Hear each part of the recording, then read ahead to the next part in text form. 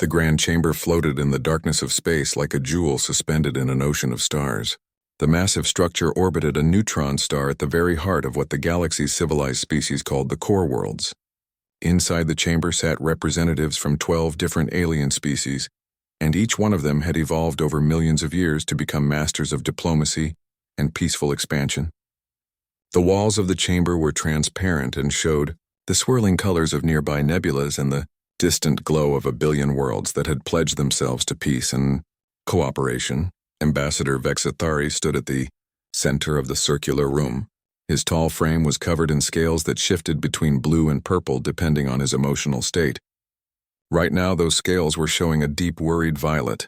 He was a Kralathi, and his people had been exploring the galaxy for over 15,000 years. They had met countless species and brought most of them into the council through patience and understanding. But today he called this emergency session for a species that troubled him in ways he could not fully explain. The holographic display activated above the central platform and showed a small blue planet orbiting a yellow star in one of the outer spiral arms of the galaxy. The planet looked peaceful enough with its swirling white clouds and vast oceans. Vexathari touched a control and the image zoomed closer to show continents and cities and massive structures that stretched toward the sky. This is Earth, and the species that lives there calls themselves humans. 3 months ago, one of our survey vessels made first contact with them in the neutral zone between our territory and unexplored space. The captain of the human vessel showed no fear when our ship appeared. He did not panic or flee or attack.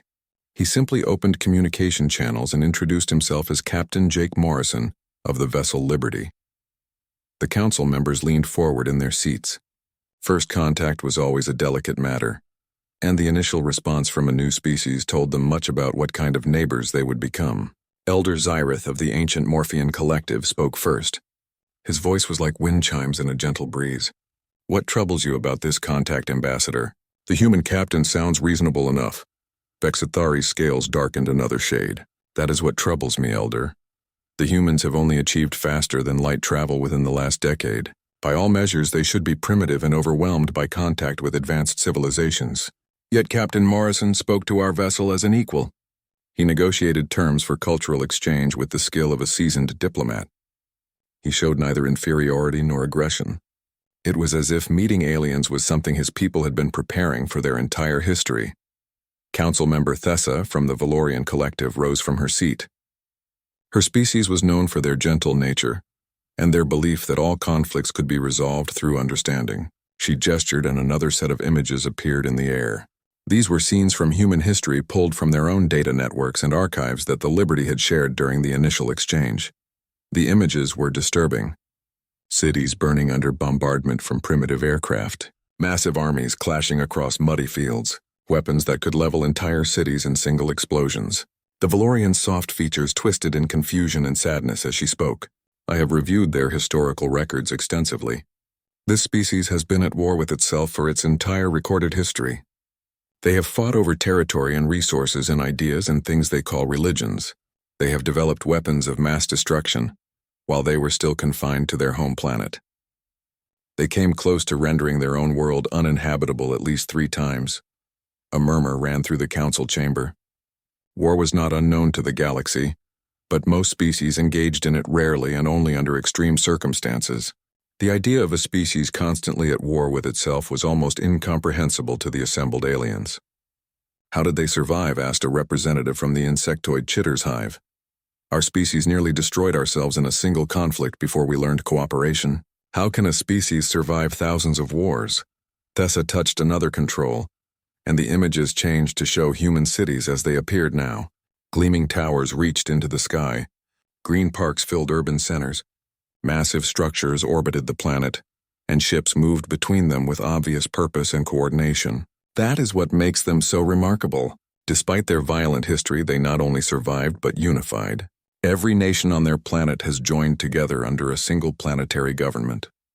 They have eliminated poverty and disease on a scale that took most of us millennia to achieve. They did it in less than 2 centuries. Vexathari stepped forward again. His scales were now showing flecks of amber which indicated deep concern mixed with curiosity. "The Council has 3 options before us. We can welcome humanity and invite them to join our alliance. We can quarantine their system and prevent them from expanding into the wider galaxy. Or we can simply observe them from a distance and make no contact beyond what has already occurred. Elder Zyrith stood slowly. His ancient form moved with careful dignity as he addressed the chamber. I propose we send a diplomatic mission to Earth. We should meet these humans face to face and observe them in their natural environment. Only then can we truly understand what kind of species they are and what threat, if any, they might pose to galactic peace. The vote was unanimous. Within hours, the Council dispatched a formal diplomatic vessel toward Earth, carrying Ambassador Vexithari and representatives from 6 other species. The journey would take 2 weeks, even at maximum faster than light speeds. Messages were sent ahead to inform the human government that the Galactic Council wished to establish formal relations. On Earth, the response was immediate and enthusiastic. President Helen Grant held an emergency cabinet meeting to prepare for the arrival of alien diplomats. She appointed Marcus Webb as the chief human representative for the negotiations. Marcus was a career diplomat who had spent 30 years resolving conflicts between different human nations and cultures. If anyone could navigate the complex politics of first contact, it would be him. Lieutenant Commander Lisa Hayes received orders to report to the newly established Office of Interstellar Relations. She was a Navy officer with a background in both military protocol and xenobiology. Her job would be to coordinate security and logistics for the alien delegation's visit. She would also serve as their primary escort and guide during their stay on Earth. Lisa stood in her apartment looking out at the city lights and wondering what the next few weeks would bring. Humanity had dreamed of this moment for centuries. Stories and films and books had explored every possible version of first contact. Now it was really happening, and she would be at the center of it. She felt the weight of responsibility settle on her shoulders like a physical thing. The aliens would judge all of humanity based on what they saw during this visit. Every interaction would matter. Every word would be analyzed. She pulled up the files on the incoming delegation and began studying what little was known about each species. The Krolothi were described as logical and cautious. The Valorians were empathetic and sought harmony above all else. The Morphians were ancient and wise and spoke in riddles. Each species would see humanity through the lens of their own evolution and culture. Lisa's job was to help them understand that humans were more than their violent past. They were builders and dreamers and explorers who had finally grown beyond their childhood conflicts. The diplomatic vessel entered Earth's solar system exactly 2 weeks after the Council's vote. Human ships escorted it past Mars and through the asteroid belt. The aliens saw human mining operations and research stations scattered throughout the system. They saw the beginnings of colonies on the Moon and Mars. They saw a species that was already reaching outward with determined purpose as the alien ship approached Earth. Lisa stood at the landing facility with Marcus, Webb, and a carefully selected honor guard. The moment that would define humanity's place in the galaxy was about to begin, and she felt her heart racing with anticipation and fear and hope all mixed together in a way that felt uniquely and perfectly human. The alien delegation stepped off their vessel onto Earth soil for the first time, and the gravity immediately felt wrong to most of them. Ambassador Vexithari had to adjust his stance to compensate for the extra weight pressing down on his body. Earth's gravity was nearly 30% higher than the galactic standard that most civilized worlds maintained. The Valorian representative named Thessa actually stumbled slightly before catching herself. Only the humans standing at attention in their dress uniforms seemed completely comfortable under the heavy pull of their homeworld. President Helen Grant stepped forward, with her hand extended in the traditional human greeting. Ambassador Vexithari had studied human customs during the journey and knew to grasp her hand firmly but not too firmly. Her grip was stronger than he expected, and he noticed calluses on her palm that spoke of physical labor at some point in her past. Welcome to Earth, Ambassador. We are honored to host the Galactic Council's delegation. I hope your stay will be enlightening for all of us. Marcus Webb stood beside the president and smiled warmly at T. He assembled aliens. He gestured toward a row of vehicles waiting nearby. We have prepared accommodations for you at the capital and arranged a tour of our world. We want you to see who we are, not just as governments and militaries, but as people and families and communities. Lisa Hayes will be your primary liaison during your visit. She will ensure you have everything you need and answer any questions you might have. Lisa stepped forward and gave a slight bow to each alien representative in turn. She had practiced the gesture for hours, trying to make it respectful without seeming subservient. "Welcome, honored guests. We have much to show you." The vehicles took them through the city, and Vexthari watched through the windows with growing fascination. Human architecture was bold and practical at the same time. Buildings reached high into the sky but were decorated with gardens and artwork. People walked the streets in clothing of every color and style. Children played in parks while their parents watched. Everything seemed peaceful and orderly, but the ambassador noticed other things too. The way humans moved had a certain efficiency to it. They walked with purpose and awareness of their surroundings. Even the children playing had an element of competition to their games. Chase and tag and sports where they crashed into each other with what seemed like reckless abandon. He saw a young boy fall and scrape his knee, and instead of crying, the child simply wiped the blood away and kept running. Thessa noticed the same thing, and her face showed clear distress. The tour continued for 3 days. The delegation visited museums where they saw human art spanning thousands of years. Paintings of battles and portraits of warriors hung beside landscapes of stunning beauty. Music halls played symphonies that ranged from soft and melancholy to thunderous and triumphant. Even human entertainment seemed to celebrate struggle and overcoming obstacles. Their most popular stories involved heroes facing impossible odds and somehow finding a way to win. On the 4th day, Lisa brought them to meet Dr. Sophie Klein at the Institute of Xenobiology. Sophie was a small woman with sharp eyes and an enthusiasm for her work that reminded Vexithari of young Kralati scientists before they learned proper scholarly restraint.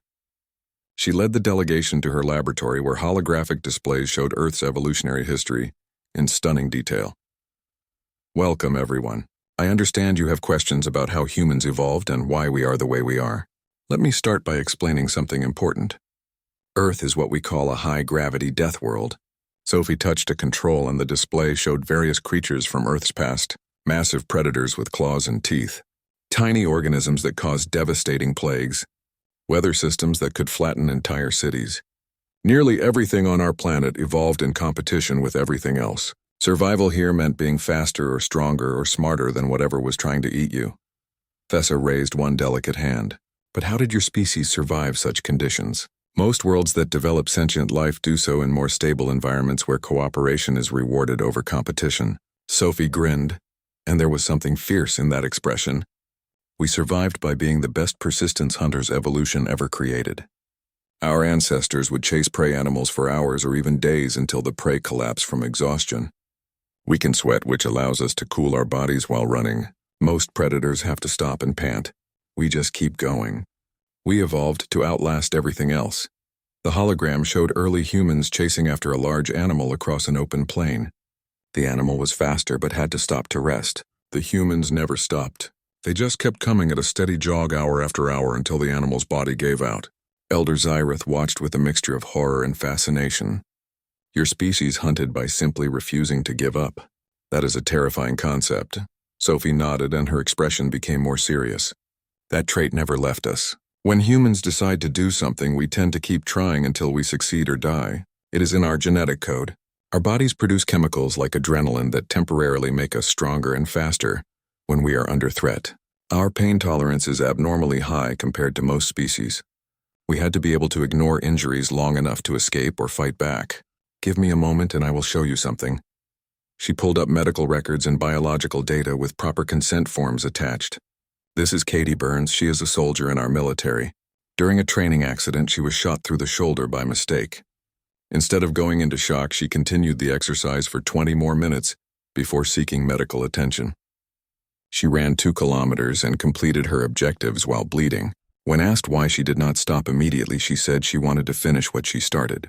Our medical staff was amazed, but for Katie it seemed like the natural thing to do. The alien delegation stood in shocked silence. Thessa finally spoke in a voice barely above a whisper. "That should not be medically possible. The pain alone should have incapacitated her." Sophie shrugged. "Human pain tolerance evolved to keep us alive long enough to reach safety. In ancient times, stopping to nurse a wound meant death. Better to keep moving and deal with the injury later. We still carry that trait." The next day, Marcus Webb arranged for a demonstration at a military base outside the city. Colonel Ryan Phillips met them at the gate wearing a crisp uniform and carrying himself with obvious military bearing. He saluted the president and nodded respectfully to the alien guests. Madam President, honored visitors, today we will demonstrate some of our defensive capabilities. Please understand this is a modest display meant only to show you that Earth can defend itself if necessary. What followed was anything but modest by galactic standards. Human soldiers moved through obstacle courses with speed and precision that seemed impossible under Earth's heavy gravity. They fired weapons that would have been classified as war crimes by Council standards due to their devastating efficiency. Armored vehicles rolled across rough terrain while launching projectiles that struck targets kilometers away with perfect accuracy. Aircraft screamed overhead, breaking the sound barrier and leaving thunder in their wake. But what disturbed the aliens most was not the weapons themselves, but the humans using them. These soldiers showed no hesitation or fear. They moved as a coordinated unit, with each person trusting the others with their lives. When one soldier fell during an exercise, two others immediately moved to cover him, while a third provided medical attention. It was cooperation born from conflict, and it was beautiful and terrible at the same time. Vexthari watched a young woman no older than 20 standard years field strip and reassemble a weapon in under a minute while blindfolded. He watched soldiers sprint up a hill carrying equipment that weighed nearly as much as they did. He watched close-quarters combat training where humans grappled and struck each other with controlled violence that would seriously injure most species. These were not warriors who learned to fight. These were hunters who learned to work together. That evening, Ambassador Vexthari sat in his quarters and compiled his report for the Council. His scales shifted through colors of deep concern and reluctant admiration. He wrote about human evolution and their death world and their refusal to give up no matter the circumstances. He wrote about their art and music and the way even their entertainment celebrated struggle. He wrote about soldiers who could ignore pain and keep fighting, and a species that seemed to thrive under pressure. The report ended with a single question that would haunt the Council for weeks to come. If humans are this formidable after barely 10 years in space, what will they become after 100 years or 1,000? And most importantly, can the galaxy afford to make enemies of a species that evolved to never give up and never stop coming? The colony ship Pioneer drifted through space at sublight speeds while its crew prepared for the jump to faster-than-light travel. Captain Danny Wright sat in the command chair and reviewed the navigation charts one more time. 300 civilians filled the cargo sections of his ship, and all of them were families hoping to start fresh on a new world far from Earth. Engineers and farmers and teachers and doctors, all willing to spend years in space to build something new. Danny had served in the Earth Navy for 15 years before retiring to lead colony missions, and he took his responsibility for these people seriously. The destination was a planet they had named New Haven in a system 12 light years from Earth. The world had breathable air and liquid water, and soil that could support Earth crops. Automated probes had surveyed it 3 years ago and found no signs of intelligent life. According to Galactic Council regulations, the system was open territory that any species could claim through settlement. Danny planned to establish humanity's first extrasolar colony and prove that humans could be good neighbors in the galaxy. Navigation Officer Claire Stone called out from her station. "Captain, we are receiving a transmission. Unknown vessel approaching from Galactic North. They are hailing us on standard frequencies." Danny straightened in his chair and felt his old military training kick in automatically. "Put it through, Claire. Let us see who wants to talk." The view screen flickered and showed the bridge of an alien vessel. The creature that appeared was unlike any species Danny had seen in the Council databases. It had 4 arms covered in thick gray skin and eyes that glowed with an orange light. When it spoke, the translation software struggled to keep up with the aggressive tone. "Human vessel, you have entered territory claimed by the Kresh Dominion. Turn back immediately or face the consequences." Danny kept his voice calm and professional. "This is Captain Danny Wright of the Earth colony ship Pioneer. According to Galactic Council records, this system is unclaimed and open to settlement. We mean no harm to anyone. We are simply peaceful colonists looking for a new home." The Kresh captain bared teeth that looked designed for tearing meat. "The Council does not rule here, human. This space belongs to the Kresh. You have 1 hour to reverse course." The transmission ended abruptly. Danny immediately opened channels back to Earth and sent a priority message describing the situation. Then he called his senior staff together in the conference room. Chief Engineer Martin Blake was the first to speak. "Captain, we are a colony ship, not a warship. We have no weapons beyond basic hull defense lasers. If they attack, we cannot fight back. Danny nodded grimly. I know, Martin. But we also cannot abandon our claim to New Haven. We have 300 people on board who sold everything they owned to make this journey. We came in good faith and followed all the rules. We are not turning back because some aggressive species decides they own space they never bothered to survey. Medical Officer Karen Lee looked worried. What if they fire on us? We have families on board, children. Before Danny could answer, the Pioneer shook violently. Alarms blared across the ship as systems reported damage. Claire's voice was tight with controlled panic. Captain, they fired on us. Warning shot across our bow, but close enough to damage our port shield generator. Danny gripped the armrests of his chair hard enough to hurt. Damage report. Martin was already pulling up data on his tablet. Shield generator is offline. Hull breach on deck 7, but emergency bulkheads contained it. No casualties reported yet. The crash ship moved closer and fired again. This time the shot was not a warning. The energy beam struck the Pioneer's engine section and tore through the unshielded hull like paper. 17 colonists died instantly when the beam vaporized the section of corridor they were walking through. Among them were 2 children, heading to the recreation area, and a young couple who had been married just before the ship launched from Earth. Danny felt rage surge through him like a physical force, but he pushed it down and focused on saving his ship. All hands brace for emergency maneuvers. Engineering, get those engines back online. Communications, send a distress signal on all frequencies. Tell them the crash attacked without provocation, and we have civilian casualties. His crew moved with trained efficiency, even though most of them were civilians themselves. The Pioneer was never designed for combat, but it could still run if they could get the engines working. The distress signal reached Earth in just under 4 hours, traveling through the relay network that humanity had established. Admiral Patricia Gomez was in a meeting when the alert came through. She read the message twice to make sure she understood it correctly.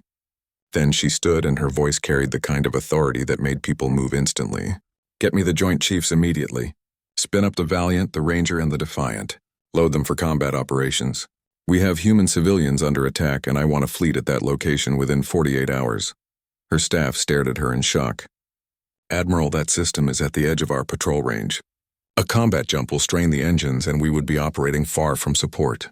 Are you certain we should respond with military force? Patricia fixed him with a look that could have melted steel. A hostile alien species just fired on unarmed colonists and killed 17 people, including children. They attacked without provocation and refused peaceful communication. If we do not respond immediately and with overwhelming force, every species in the galaxy will think they can murder humans without consequence. Get those ships moving now. Within 6 hours, 3 human warships jumped to faster-than-light speeds. The Valiant was a heavy cruiser designed for extended patrol missions. The Ranger was a destroyer built for speed and precision strikes. The Defiant was a newer ship equipped with the latest human weapons technology, and commanded by a young officer named Chris Palmer, who had distinguished himself during border patrol operations. All 3 ships were crewed by volunteers who understood they might be starting humanity's first war with an alien species. Captain Danny Wright kept the Pioneer limping along on emergency power, while his crew worked around the clock to repair the damage. The crash ship followed them at a distance, launching occasional shots that came close enough to keep the humans from attempting repairs to critical systems. It was psychological warfare meant to break their spirit and force surrender. But the crash had never encountered human stubbornness before. Karen Lee worked in the medical bay treating injuries and trying not to think about the bodies floating in space where the hull breach had occurred. Parents came to her asking about their children. Spouses asked about their partners. She had to tell them that 17 people were gone and there was nothing anyone could do to bring them back. She watched these civilians process their grief and then return to their duties because the ship needed everyone working to survive. Their strength amazed her. Martin Blake pushed his engineering team past what should have been possible. They rerouted power through damaged systems and patched hull breaches with whatever materials they could find. When one junction exploded and left a young technician with burns across his arm, Martin himself took over that station while someone else dragged the injured man to medical. The engine sputtered back to life, running at 30% capacity, but it was enough to maintain basic maneuvering. Danny stood on the bridge and looked at his exhausted crew. They had been at battle stations for 16 hours. Some of them were injured.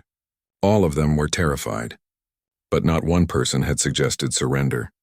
He thought about the message he had sent to Earth and wondered if help would arrive in time. He thought about the families sleeping in the cargo sections, trusting him to keep them safe. He thought about the 17 people who died because some alien captain decided human lives did not matter. The crash ship moved into firing position again. Danny prepared to order evasive maneuvers even though he knew the colony ship could not outrun a warship. Then Claire shouted from her station with something like joy in her voice. Captain, multiple faster than light signatures detected. 3 ships dropping out of hyperspace at the edge of the system. Transponders identify them as the Valiant, the Ranger, and the Defiant. The cavalry has arrived, sir. Danny felt relief wash over him so intensely he had to grip his chair to stay steady. Open a channel to the Valiant. Let us let our people know we are still alive. The view screen showed Commander Chris Palmer sitting in the captain's chair of the Defiant, looking calm and professional. Captain Wright, this is Commander Palmer. We received your distress call. Please transmit your status and stand by. The United Earth Fleet is here, and we are taking over this situation. The 3 human warships spread out in a combat formation that the Kresh captain recognized from military databases. These were not explorers or merchants. These were dedicated military vessels crewed by trained warriors. The lead ship transmitted a message on all frequencies, and the voice that spoke carried cold authority. This is Commander Chris Palmer of the United Earth Fleet. The Kresh vessel has committed an act of war by firing on unarmed civilians. You have one opportunity to power down your weapons and prepare to be boarded. Failure to comply will result in your immediate destruction. You have 60 seconds to decide. The Kresh captain made his choice in 30 seconds instead of 60, and that choice was to open fire on the human warships. Energy beams lanced through space toward the Defiant, but Commander Chris Palmer had expected exactly that response. His ship rolled hard to port while returning fire with weapons that made the Kresh attack look like children throwing stones. The battle that followed would be studied in military academies across the galaxy for generations to come. The human ships moved in ways that should have been impossible. They pulled maneuvers that generated gravitational forces strong enough to kill most species through sheer acceleration.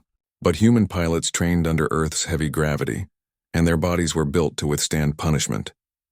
When the Defiant spun on its axis and fired its main batteries while traveling at a speed that made targeting nearly impossible, the Kresh captain realized he had made a terrible mistake. The Ranger came in low and fast, targeting the Kresh ship's engine section with precision that spoke of hundreds of hours of combat drills. The Valiant provided covering fire while coordinating the attack through communication systems that updated faster than most species could process information. The 3 human ships fought as a single, coordinated unit, and their tactics were aggressive in ways that galactic military doctrine considered reckless. Chris Palmer watched his tactical display and called out orders with the calm precision of someone who had trained for this moment his entire adult life. Weapons officer, target their shield generators. Navigation, bring us a round for another pass. Communications, inform the other Kresh vessels that they can surrender or join their friend. Make sure they understand we are not bluffing. 2 more Kresh warships had been holding position near the edge of the system, and now they moved to support their fellow captain. That brought the odds to 3 against 3, which the Kresh considered favorable, since their ships were slightly larger.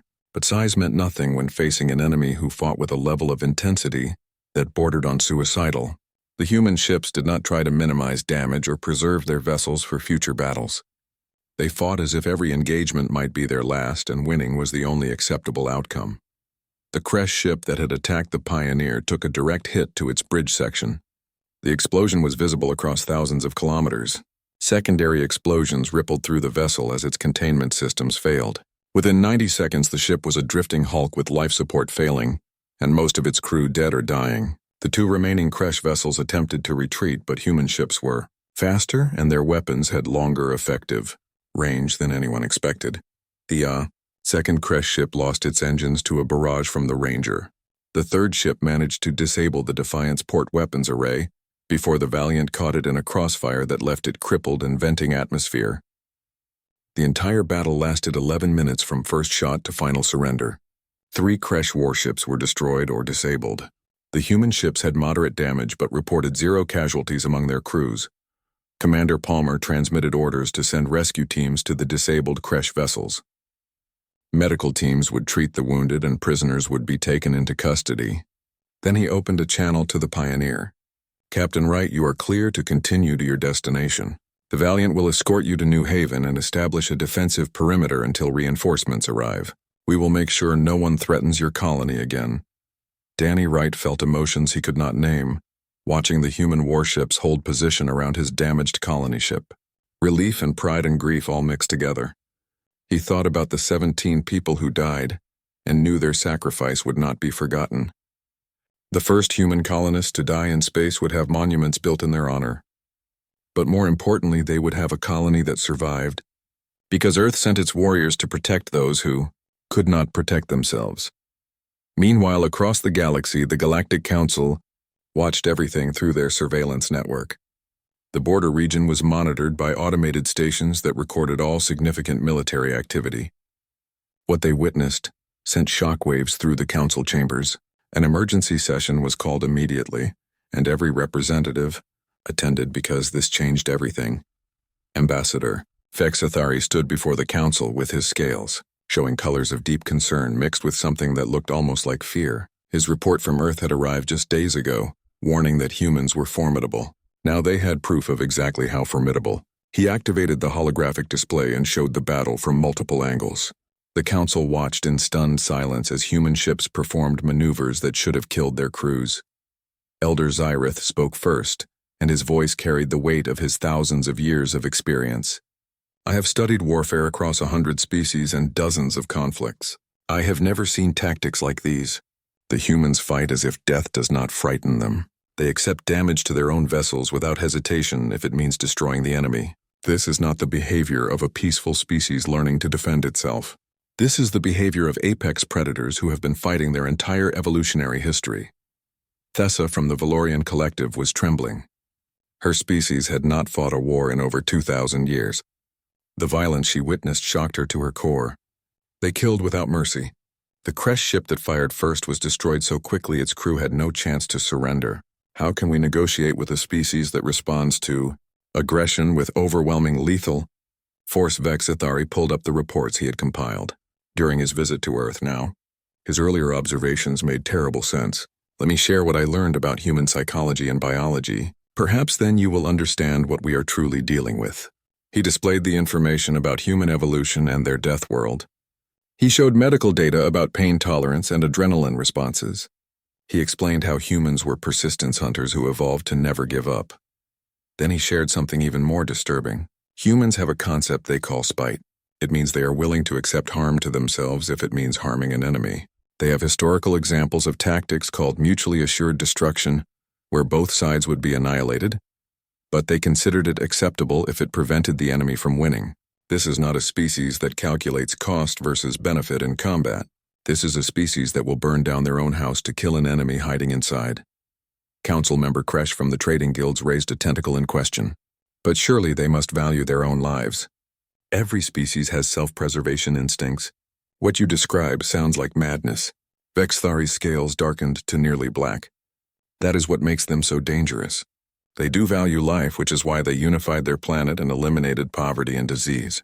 But when someone threatens their people, they respond with a level of violence that seems contradictory to their peaceful achievements.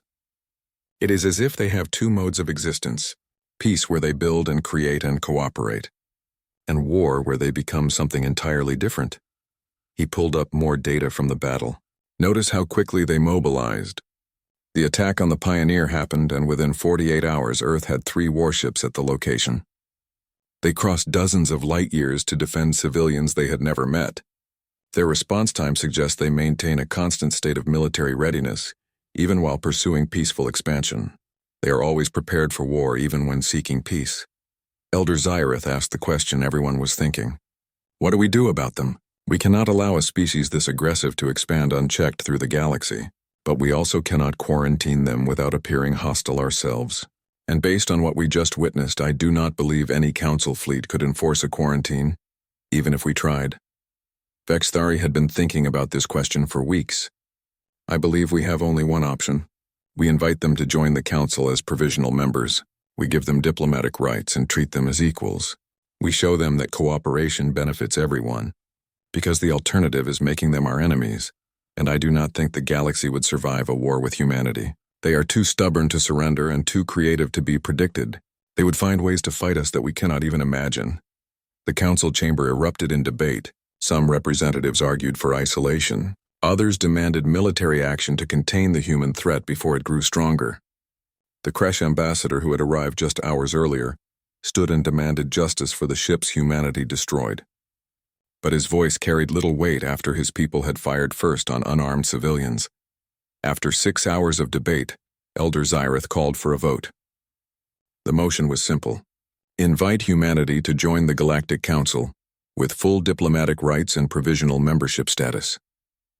Establish embassies and cultural exchanges. Integrate them into galactic society before they become isolated and potentially hostile. The vote was close, but it passed with a 2/3 majority. Ambassador Vexithari received his new assignment: return to Earth and offer humanity a place among the stars. But do so carefully and with respect, because the galaxy had just learned an important lesson. Humans were not helpless primitives to be patronized or threatened.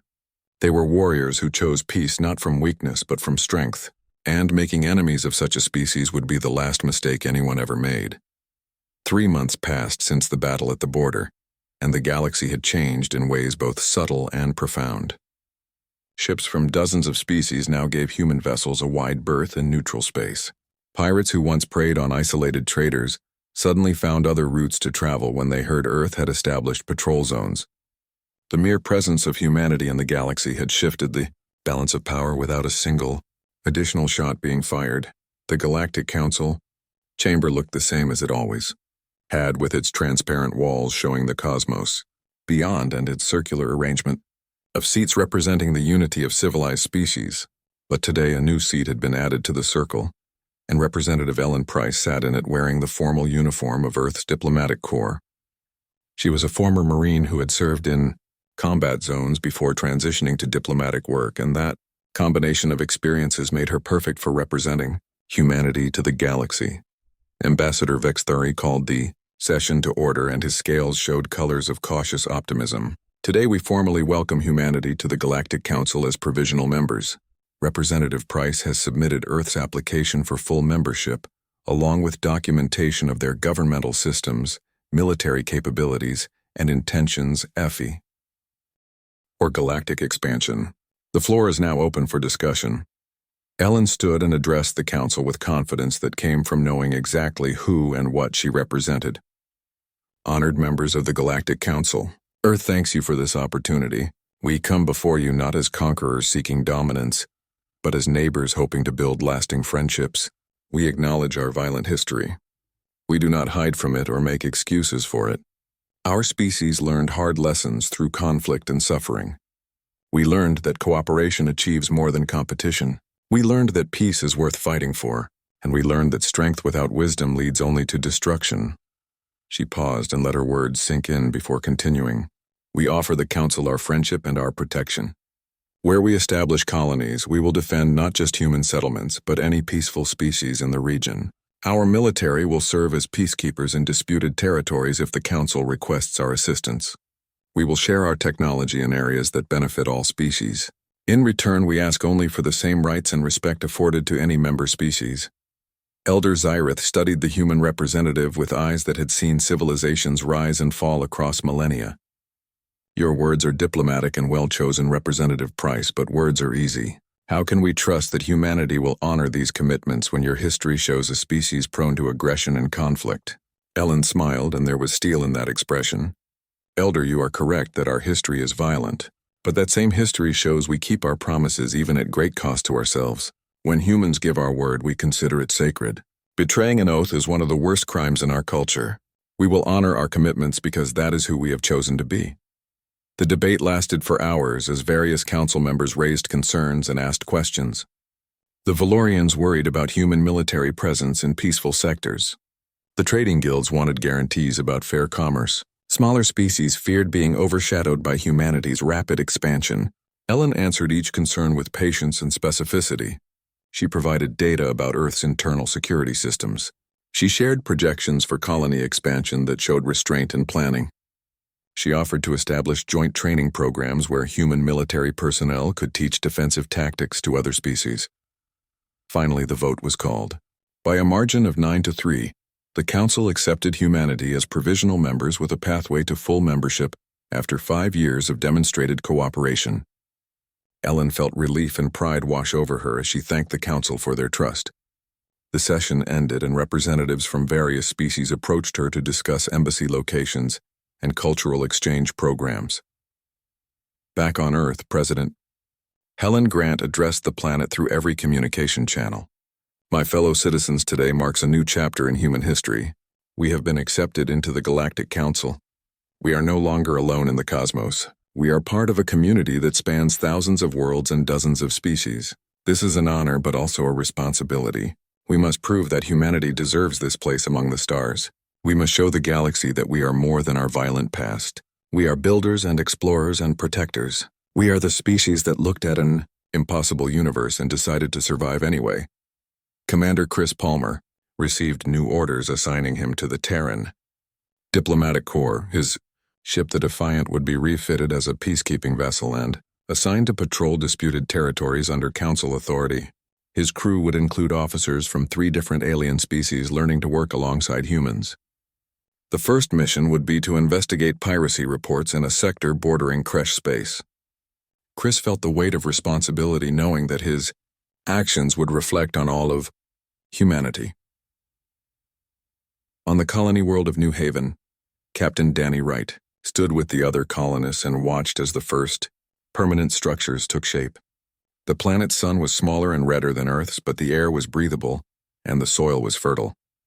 300 people had survived an attack that should have destroyed them, and now they were building something beautiful.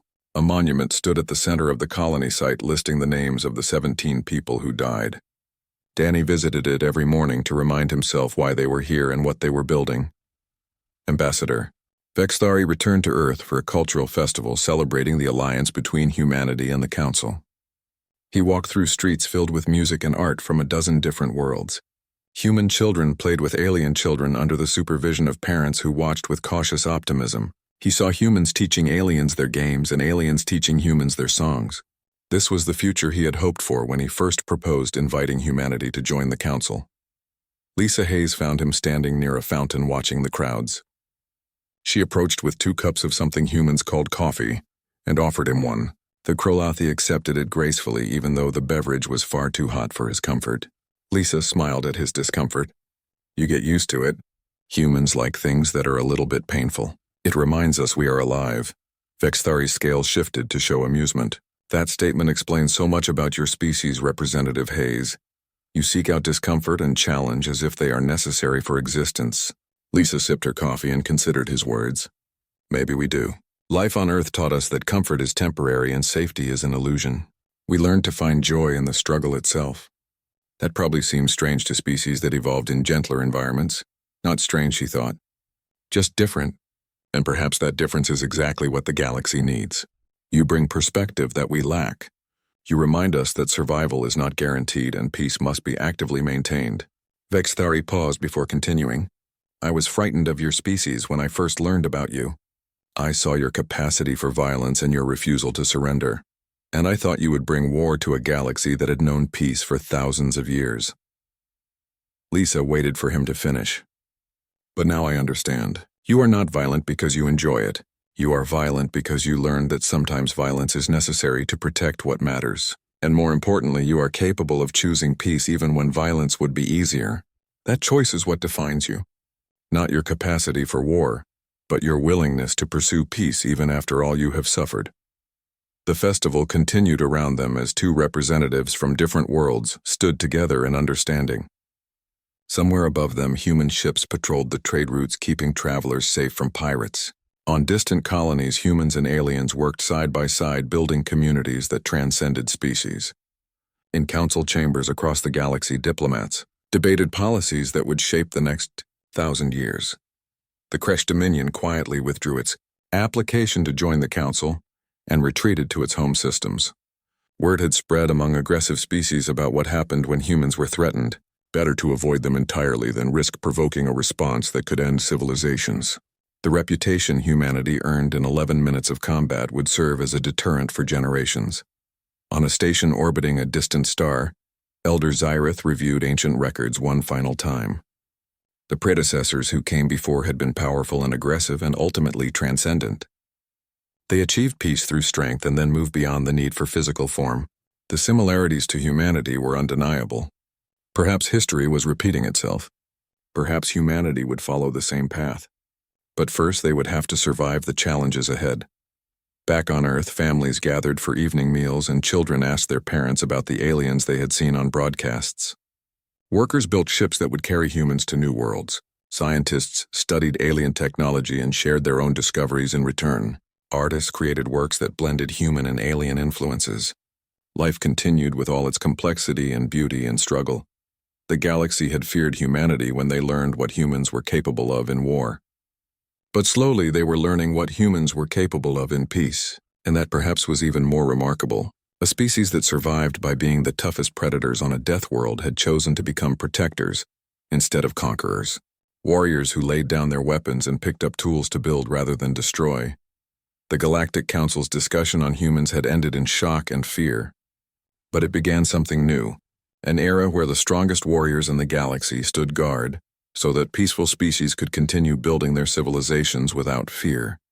And perhaps that was humanity's greatest gift to the cosmos, not their strength but their willingness to use that strength in service of something larger than themselves.